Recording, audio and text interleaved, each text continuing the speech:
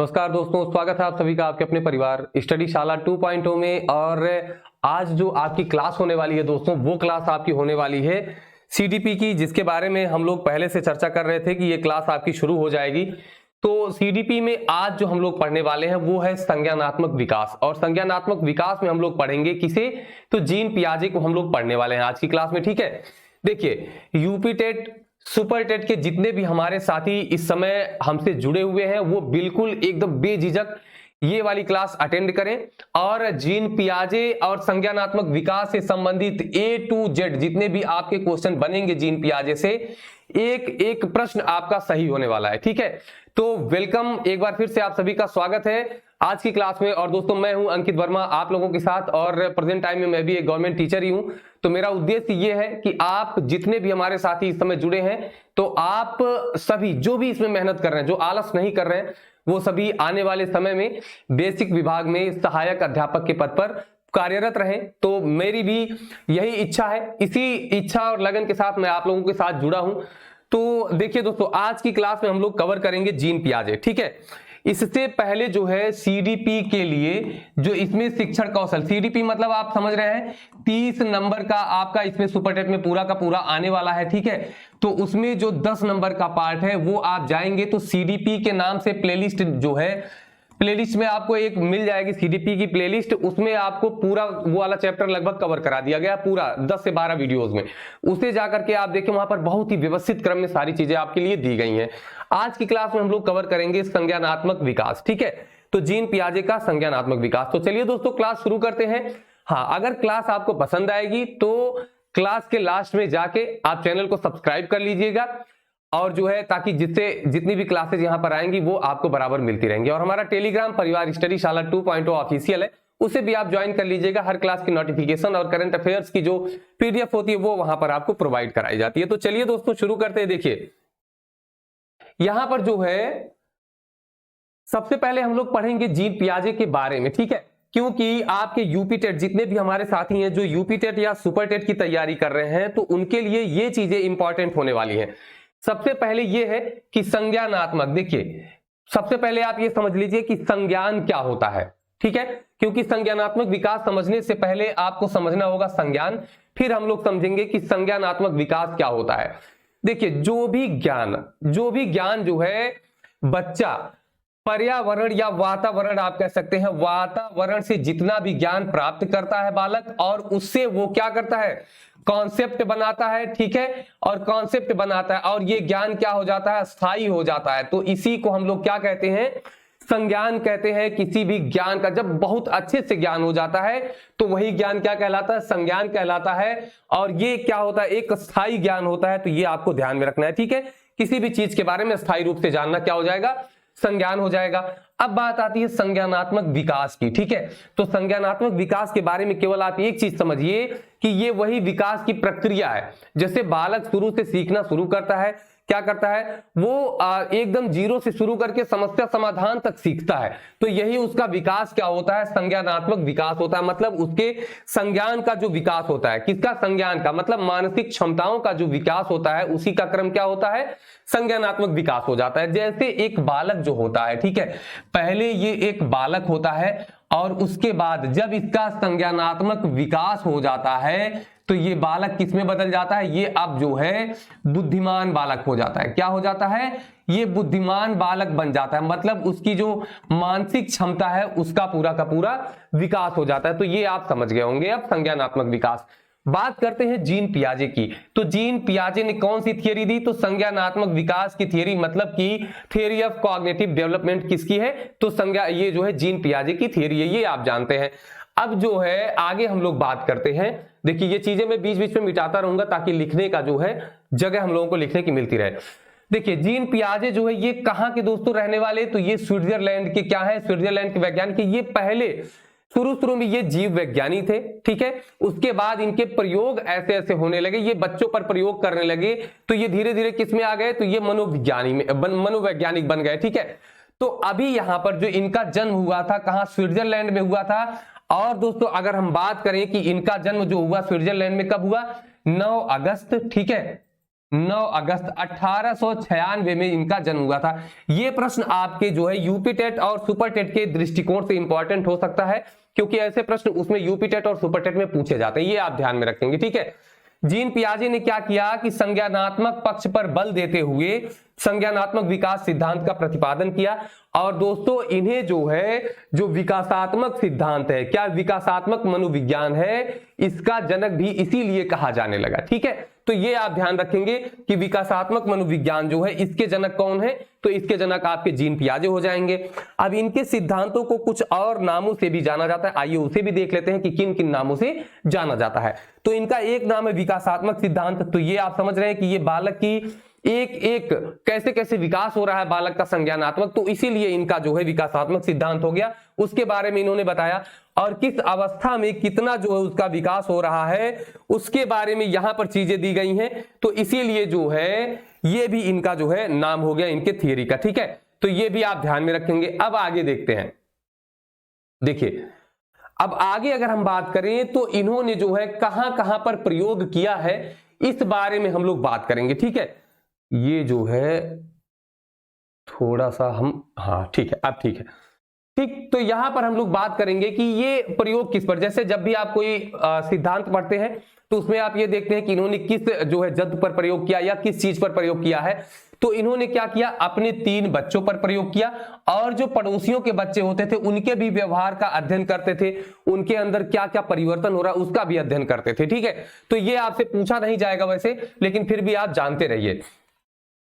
अब आगे जो है बात आती है कि जीन पियाजे ने बच्चों को किस रूप में माना है, जो इनकी परिभाषा आती है, डेफिनेशन आती है, तो इन्होंने उस डेफिनेशन में माना है कि जो बालक होता है वो सक्रिय ज्ञान का निर्माता होता है। किसका? सक्रिय ज्ञान का निर्माता होता है।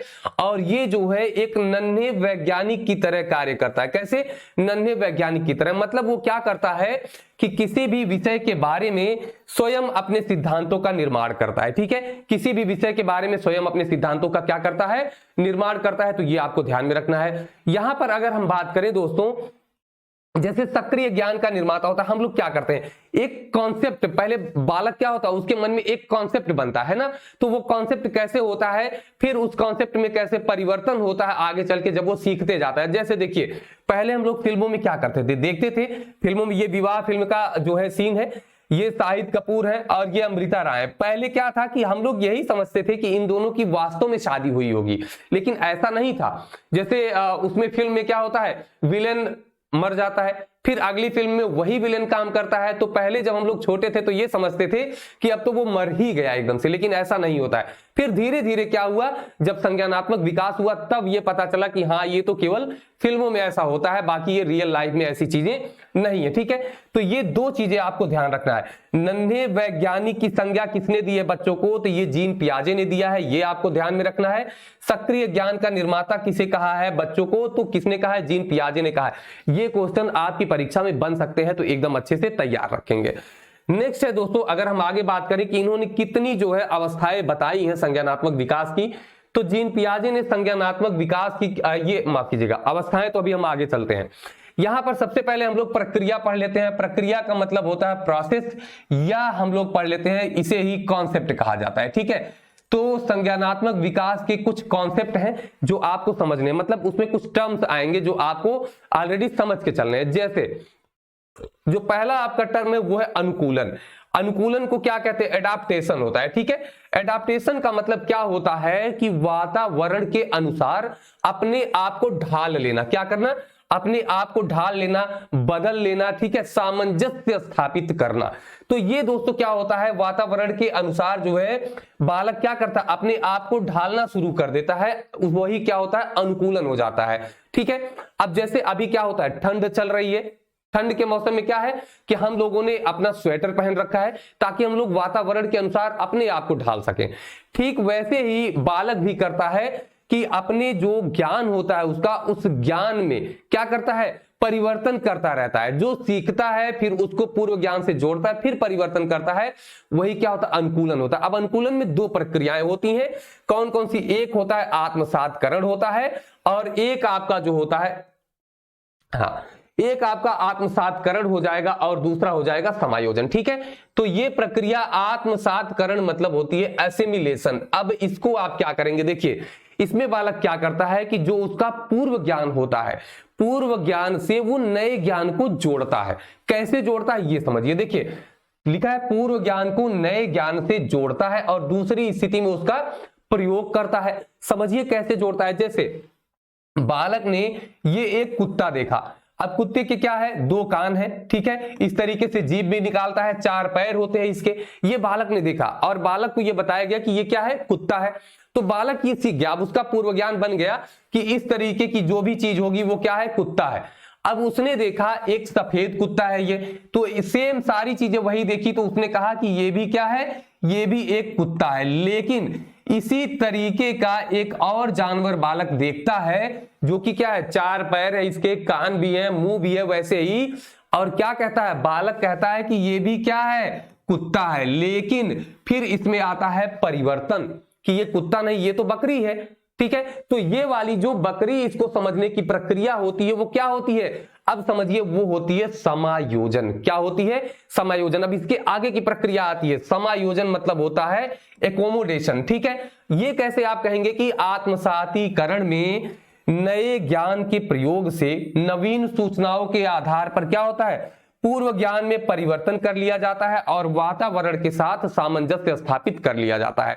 अब बालक क्या करेगा, बालक को जब पता चलेगा कि ये क्या है, ये तो कुत्ता नहीं बकरी है, तब बालक जो है अपने पूर्व ज्ञान में क्या करेगा, परिवर्तन करेगा कि नहीं, 4 पैर जिसके जिसके होते हैं वो सभी कुत्ते नहीं होते हैं। अब अगर इस तरीके का जानवर मिलेगा ये, तो ये बकरी होगा। अब आवाज पे वो ध्यान देगा, ये भौं भौं की आवाज निकालता है और ये मे की आवाज निकालती है बकरी। ठीक है, तो वो समझेगा कि इस तरीके में अंतर हमको कैसे करना है। ये जो स्थिति होती है वही समायोजन की स्थिति होती है।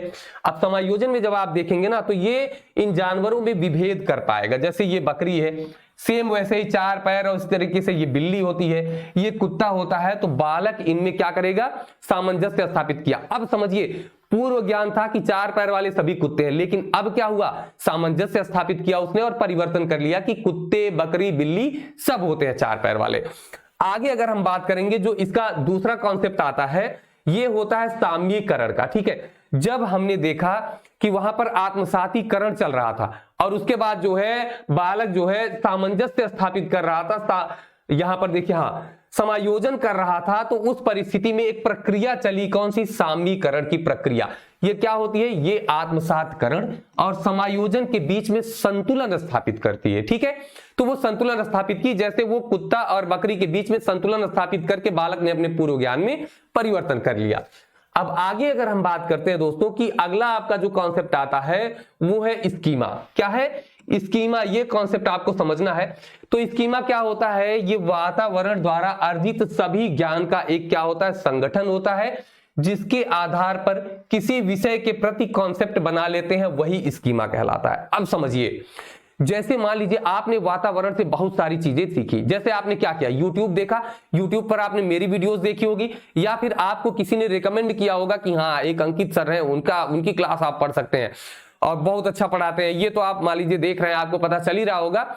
तो इन सारी चीजों को आपने क्या किया, वातावरण से पहले आपने, वातावरण मतलब आपके आसपास में क्या, किसी ने आपको बताया होगा या आपने फोन वगैरह में देखा, उसके बाद आपके दिमाग में क्या बना, एक जो है छवि बन गई, मतलब एक कॉन्सेप्ट आपका बन गया कि इन्होंने जो है परीक्षा में अच्छा किया है और उसी तरीके से हमको भी बता रहे हैं, तो हम भी बहुत अच्छा कर ले जाएंगे, है ना। तो ये आपका कॉन्सेप्ट बन गया। यही जो आपका कॉन्सेप्ट बन जाता है यही क्या होता है, स्कीमा कहलाता है। ठीक है, मतलब ये एक आपके नॉलेज का, जो आपके दिमाग में चीजें चल रही होती है, उसका क्या होता है, संगठन हो जाता है। तो ये आपको ध्यान रखना, ये कॉन्सेप्ट बन गया। अब अगर हम बात करें, नेक्स्ट आपका आता है संगठन, ऑर्गेनाइजेशन। अब संगठन में क्या होता है दोस्तों, संगठन में जैसे देखिए इसमें कई सारे स्कीमाओं का संगठन होता है। यहां पर आप देख सकते हैं, सूचनाओं का प्रणाली में समेकन करना, जो भी आपकी सूचना है, जो भी आपका स्कीमा होता है, उसको पुनः संगठित करके हम उसको अलग अलग स्कीमा में बांट लेते हैं। कैसे, जैसे क्या होता है कि किसी आप मॉल में जाते हैं, जब मॉल में जाते हैं तो वहां पर हर चीज का अलग अलग सेक्शन बटा होता है ना। जैसे यहां पर आप प्लेलिस्ट में अगर जाएंगे तो वहां भी देखिए सीडीपी का अलग प्लेलिस्ट बना हुआ है, हिंदी का अलग बना हुआ है, मैथ का अलग बना हुआ है, रीजनिंग का अलग बना हुआ है ना, करंट अफेयर्स का अलग बना हुआ है। वो एक एक आप स्कीमा समझ लीजिए और उसको अलग अलग व्यवस्थित किया गया, वही क्या हो गया आपका, वही संगठन हो गया है। तो ये आप ध्यान में रखेंगे कि स्कीमाओं को पुनः व्यवस्थित करके ये अन्य है, ठीक है, अन्य है। तो अन्य स्कीमों से क्या करना है, जोड़ देना होता है। अब आप क्या करेंगे दोस्तों, आपके लिए क्या होता है, जैसे देखिए आपको जिस चीज की जरूरत होती है आप उसी पर जाते हैं ना, वही चीज आपको पढ़ते हैं। जैसे कोई बैंकिंग की तैयारी कर रहा है तो वो सीडीपी क्यों पढ़ेगा, ठीक है। तो इसी तरीके से जो स्कीमा होता है वो अपना काम करना शुरू कर देता है। जैसे आपने क्या किया, आप जो है जैसे अनुकूलन आपने पढ़ा है, अनुकूलन में क्या पढ़ा आपने कि अगर जो है वातावरण से सामंजस्य स्थापित करना होता है, उसमें वो कैसे स्थापित होता है। जैसे हमने बताया आपको कि स्वेटर पहन के आप ठंड से कर रहे हैं, अपना सामंजस्य स्थापित कर रहे हैं। और दोस्तों उसमें जैसे आप क्या कर रहे हैं, बीटीसी आपने किया होगा, बीएड किया होगा, ये सोच के आपने किया ना कि आगे हमको टीचर बनना है, इसीलिए तो आपने बीएड किया। तो वो अनुकूलन वाली बात हो गई। यहां पर ऑर्गेनाइजेशन की बात चल रही है, तो ऑर्गेनाइजेशन में वही है कि अलग अलग उनको, जैसे जिनको इसमें आना था वो बीटीसी किया होगा, जिसको दूसरे फील्ड में जाना है तो वो कोई और डिग्री ले रहा होगा। तो इस तरीके से अलग अलग बांटना होता है, ठीक है। तो यहां पर वही आपका हो जाएगा संगठन की स्कीमा को पुनः व्यवस्थित करके अलग अलग जो है रखना, बांटना, संगठित करना। तो ये वो आपका क्या हो जाएगा, संगठन हो जाएगा। अब आगे जो है हम बात करेंगे दोस्तों, आइए देख लेते हैं कि इन्होंने जो है संज्ञानात्मक विकास की कितनी अवस्थाएं बताई हैं। क्वेश्चंस आपके मैक्सिमम यहीं से बनते हैं, ठीक है। 4 अवस्थाएं इन्होंने बताई हैं। कितनी अवस्थाएं बताई हैं, 4 अवस्थाएं बताई गई हैं। किसके द्वारा, जीन पियाजे के द्वारा। अब इन चारों अवस्थाओं को हम लोग देख लेते हैं। 1 मिनट रुकिए। चलिए चारों अवस्थाओं को हम लोग एक बार देखते हैं। तो चारों अवस्थाओं में देखते हैं क्या क्या है। देखिए पहली जो अवस्था है, एक एक अवस्था को हम लोग अच्छे से पढ़ेंगे। पहली अवस्था है संवेदी पेशी अवस्था, मतलब कि सेंसरी मोटर स्टेज। अब इसमें क्या है ये आप पहले समझिए, शब्दों को आप समझ जाएंगे तो आपका आधा जो है यहीं पर काम हो जाएगा। कैसे, देखिए संवेदी पेशी मतलब कि संवेदनाओं से है। संवेदना आपके क्या, संवेदी अंग कौन कौन से होते हैं, जो 5 आपकी ज्ञानेंद्रियां होती हैं, आंख, कान, नाक, जीभ और त्वचा, ठीक है। मतलब कि इसमें काम किससे होगा, संवेदी अंगों से होगा। किससे होगा, संवेदी अंगों से, मतलब कि इंद्रियों से होगा, ज्ञानेंद्रियों से होगा। ये आप समझ के चलेंगे। तो जो भी काम इसमें बच्चा करेगा वो ज्ञानेंद्रियों से करेगा। मतलब जो भी सीखेगा किससे सीखेगा, ज्ञानेंद्रियों के माध्यम से सीखेगा, इंद्रियों के माध्यम से सीखेगा। एज क्या होती है इसमें, तो 0 से 2 वर्ष जो होती है वो इस अवस्था की एज होती है, उम्र होती है, ठीक है। अब समझिए कि बच्चा ज्ञान प्राप्त करने के लिए क्या करता है, छूता है, पकड़ता है ना। तो वो किसका प्रयोग कर रहा है, ज्ञानेंद्रियों का ही तो प्रयोग कर रहा है, त्वचा का प्रयोग कर रहा है ना। तो ये ज्ञानेंद्रियों का प्रयोग करता है बच्चा। अब देखिए जैसे बच्चा कुछ सुनता है, आप गुनगुना बजाते हैं ना छोटे बच्चों को, तो वो तुरंत उधर देखता है। तो वो किससे काम कर रहा है, वो अपने इंद्रियों के माध्यम से काम कर रहा है अभी, ठीक है। तो इसीलिए इसे क्या कहा जाता है, क्योंकि ये इन्हीं सबसे ज्ञान प्राप्त करता है, तो ये कहा जाएगा कि इसमें बालक क्या है, ज्ञानेंद्रियों के माध्यम से ही क्या करता है, ज्ञान प्राप्त करता है। तो ये आपको समझना है ना।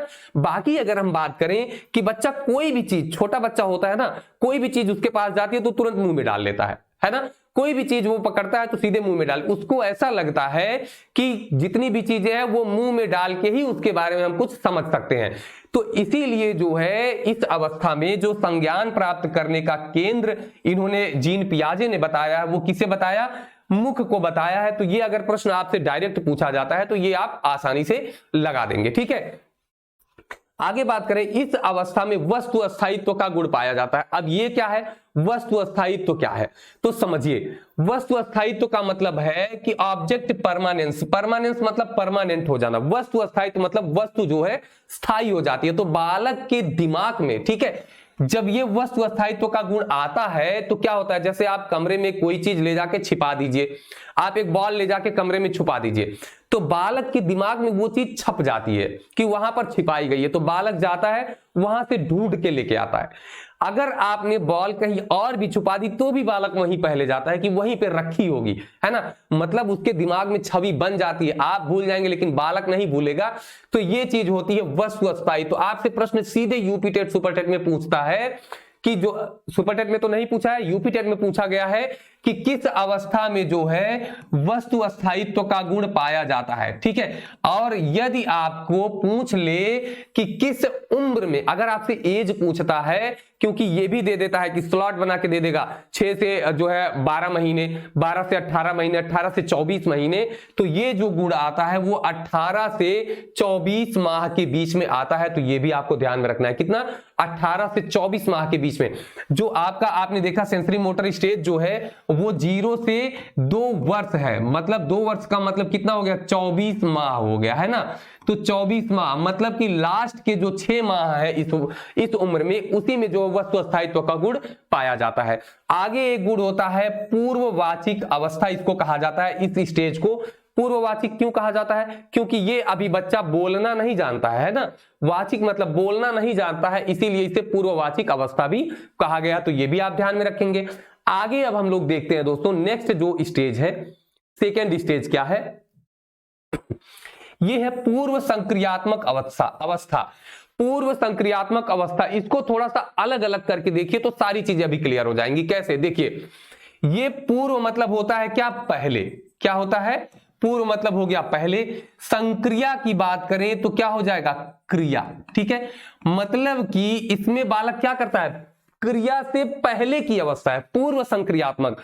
ये जो अवस्था है वो क्या है, क्रिया करने से पहले की अवस्था है। मतलब इसमें क्या होगा कि बालक जो होगा वो सारी चीजें देखेगा, सुनेगा, समझेगा, लेकिन उसके प्रति कोई क्रिया नहीं करेगा, ठीक है, मतलब कोई प्रतिक्रिया नहीं करेगा। इसीलिए क्या है, ये पूर्व संक्रियात्मक अवस्था, मतलब प्री ऑपरेशनल एज, मतलब कोई क्रिया करने से ये पहले की अवस्था होती है, ठीक है। तो ये ध्यान में रखेंगे। उम्र कितनी है, 2 से 7 वर्ष जो है इसकी उम्र है। सेकेंड स्टेज की उम्र कितनी, 2 से 7 वर्ष है।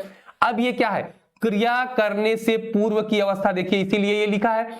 अब इसमें बालक क्या होता है, इसमें बालक के अंदर संकेतों को समझने का गुण आ जाता है। क्या होता है, संकेतों को समझने का गुण आ जाता है। मतलब बालक ये समझ जाता है कि कोई संकेत अगर उसके सामने है, ठीक है, कोई संकेत उसके सामने है तो वो वास्तविकता से जोड़ने का गुण उसके अंदर आ जाता है। कैसे, ये समझिए, जैसे घर में कोई छोटा बच्चा होता है ना, तो वो जिद करता है कि घोड़ा बनिए, ऊपर बैठ के हम चलेंगे, घूमेंगे, है ना। तो इस तरीके से जब कोई झुक के इस तरीके से चलता है तो बच्चे के दिमाग में तुरंत छवि बन जाती है, किसकी, घोड़े की, कि हाँ ये क्या बने हुए हैं, घोड़ा बने हुए हैं, है ना।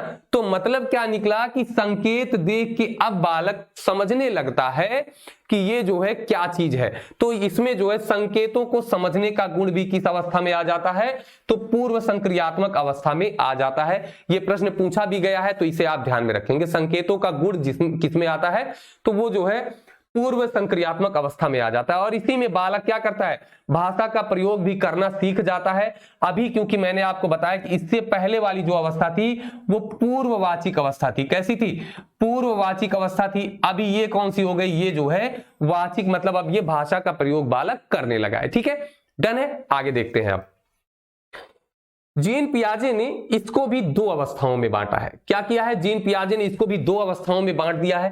पहली अवस्था है पूर्व संप्रत्यायत्मक अवस्था, ठीक है, मतलब कि ये संप्रत्यय बनने से पूर्व की अवस्था है। और दूसरी जो इसमें इन्होंने बांटा अंतःप्रज्ञ चिंतन काल, ठीक है। अब इसमें थोड़ा हम लोग देख लेते हैं क्योंकि कभी कभी ये प्रश्न पूछ लेता है। देखिए ये जो है, ये वाला जो है इसका काल, ये समय पूछता है। ये 2 से 4 वर्ष है, मतलब ये 4 कितना था, 2 से 7 वर्ष था ये वाला, ठीक है। इसमें इन्होंने 2 बांट दिया, एक बांट दिया 2 से 4 और दूसरा बांट दिया 4 से 7 वर्ष, ठीक है। तो पहला कौन सा, 2 से 4 वाला आपका, इसमें इन्होंने कहा कि जो बच्चा है वो नन्हे वैज्ञानिक के रूप में होता है। मैंने शुरू में ही आपको ये बता दिया था, ठीक है। तो ये आपको ध्यान में रखना है कि बच्चा क्या होता है, नन्हे वैज्ञानिक के रूप में इन्होंने उसे माना है। अगर हम आगे बात करें दोस्तों, तो इसमें क्या होता है, बच्चा खोज के माध्यम से सीखता है, तो ये आपको ध्यान में रखना है, ठीक है। क्या करता है, खोज के माध्यम से सीखता है, तो ये आप ध्यान में रखेंगे।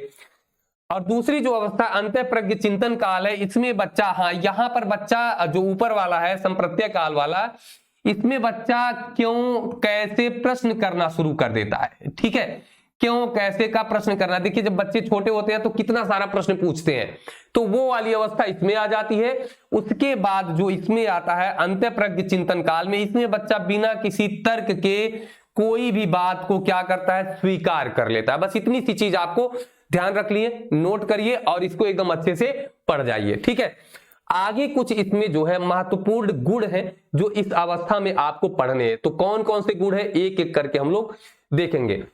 पहला गुण है इसमें जीववाद, मतलब एनिमिज्म। ठीक है, जीववाद, जीववाद का मतलब क्या है कि बच्चा इसमें क्या करता है, सजीव और निर्जीव में अंतर नहीं कर पाता है। अब ये आप कैसे समझेंगे, देखिए बच्चा सजीव निर्जीव में अंतर नहीं कर पाता, मतलब क्या करता है कि निर्जीव वस्तु के साथ भी मनुष्य जैसा व्यवहार करता है, मतलब उससे बात करता है और उसको जब भी संबोधित करता है तो एक जैसे सजीव को संबोधित किया जाता है वैसे।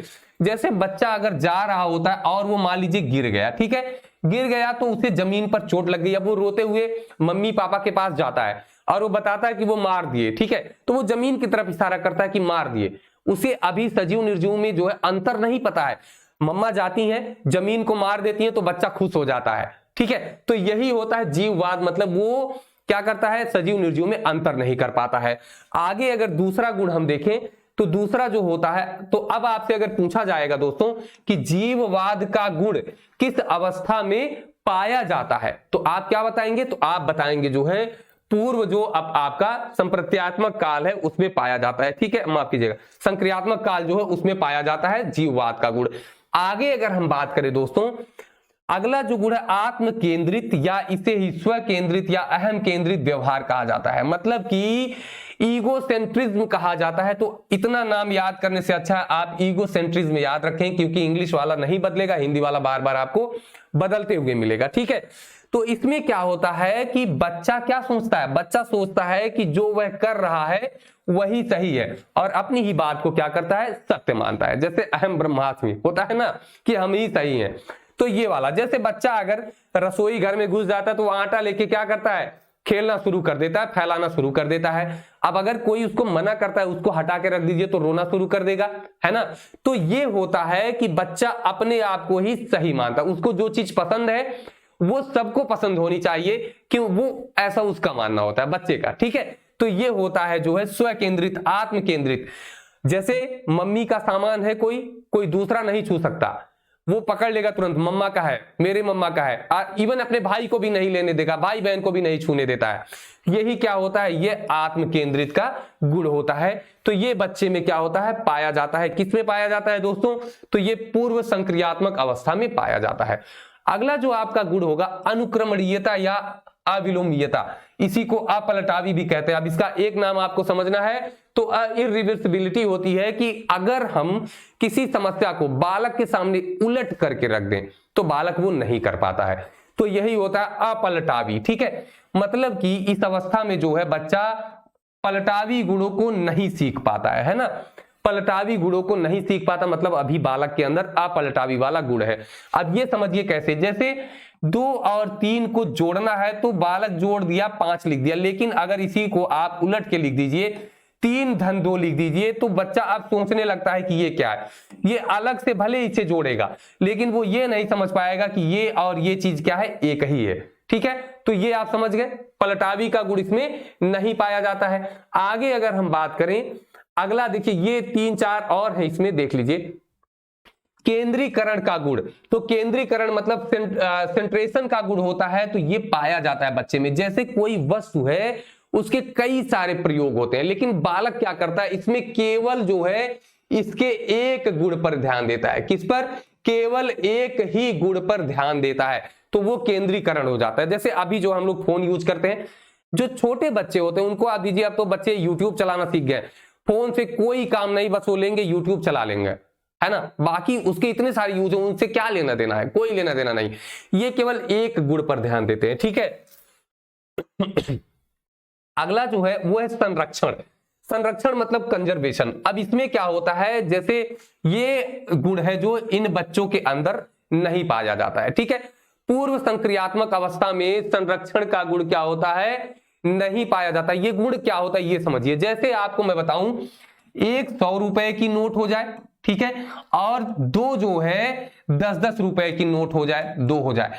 अब जो है बालक क्या करेगा, जो ज्यादा होगा बालक उसको पकड़ता है ना, क्योंकि उसे नहीं पता है कि ये 20 ही रुपए हुए, क्या हुए, 20 ही रुपए हुए।